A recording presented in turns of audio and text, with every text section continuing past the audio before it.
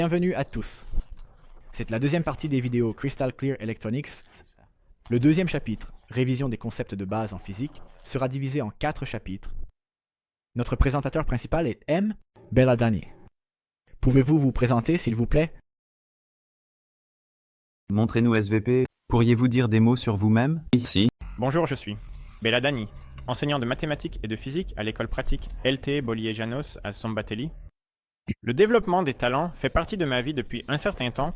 Au début, j'aidais les lycéens dans leur orientation professionnelle en tant que membre de l'association des lycéens de l'Université libre. Ensuite, quand j'ai commencé à travailler à Beaujage, je pratiquais avec des étudiants talentueux lors d'ateliers. J'ai été introduit au projet Crystal Clear Electronics cette année et je viens juste de commencer à m'y impliquer. Je prévois de rejoindre mon collègue, M. Le travail de Szabolcs Péter, qui anime activement des ateliers pour les étudiants curieux du programme CCE, je dirais que je commence tout juste le développement des talents dans le domaine de la physique. Bien sûr, en plus de mon travail, j'ai d'autres hobbies. J'aime faire du sport, surtout du football et du basket. Ces dernières années, je m'intéresse aussi aux échecs. De plus, j'aime faire de la musique, je joue de la guitare et je chante, et par le passé, j'ai essayé de m'essayer à la comédie. Merci. Je suis Daniel Pivko, étudiant en ingénierie électronique à l'Université de technologie et d'économie de Budapest.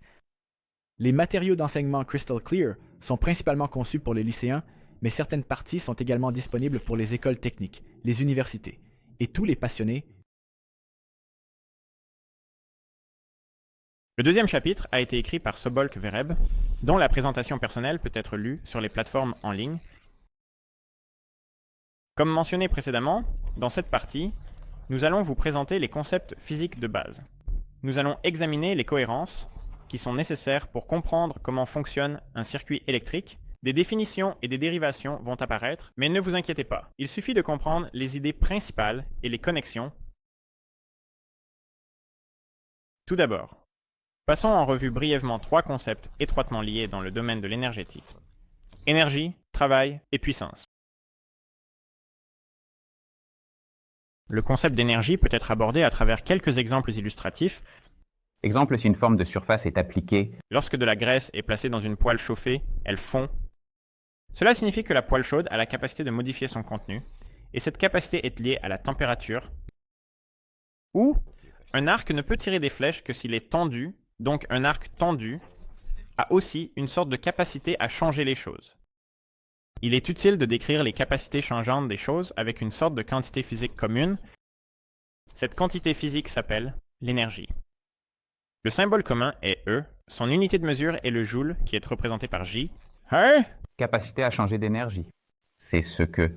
Le symbole commun est la lettre E majuscule. Son unité de mesure est le joule, qui est représenté par la lettre J majuscule. Plusieurs formes d'énergie, la capacité de changer les choses, peuvent être observées dans la nature. En lien avec cela, regardons le prochain exemple. Pour cela, j'aurai besoin de la pente, de cette voiture et de l'aide de Danny. Danny, s'il te plaît, fais les freins de la voiture quand elle descend la pente. Place ta voiture en haut de la pente. Elle a une certaine quantité d'énergie potentielle. Au départ, elle a une vitesse nulle, donc son énergie cinétique est nulle. Je laisse la voiture descendre et Danny freine.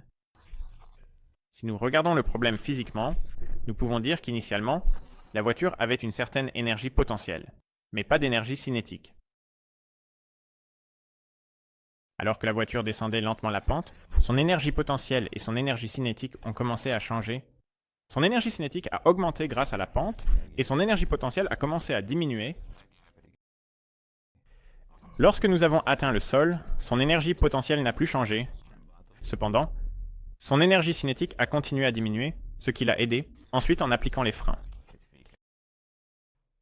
À la fin, la voiture a développé de l'énergie thermique sur ses roues. J'aime donner cet exemple, parce qu'en plus d'être une très bonne illustration des différentes formes d'énergie, il montre la caractéristique la plus importante de l'énergie. Nous ne pouvons pas la détruire, nous pouvons seulement la transformer en différentes formes. Le concept d'énergie est étroitement lié au concept de travail. En physique, nous pouvons parler de travail lorsqu'un corps est déplacé par une force. Le travail change toujours l'énergie de quelque chose en d'autres termes, le travail, est une sorte de changement d'énergie. C'est ici que les deux concepts se rejoignent. La caractéristique quantitative de ce transfert d'énergie est le travail, qui est une quantité scalaire signée, c'est-à-dire que il peut prendre une valeur positive ou négative en fonction de la relation entre la direction de la force agissant sur le corps et la direction du déplacement. Le symbole du travail est un W majuscule, et l'unité de mesure est également le joule. Il est égal à l'unité de mesure de l'énergie, puisque c'est une différence d'énergie exprimée avec des symboles W majuscule, est égal à delta, E majuscule, en joule.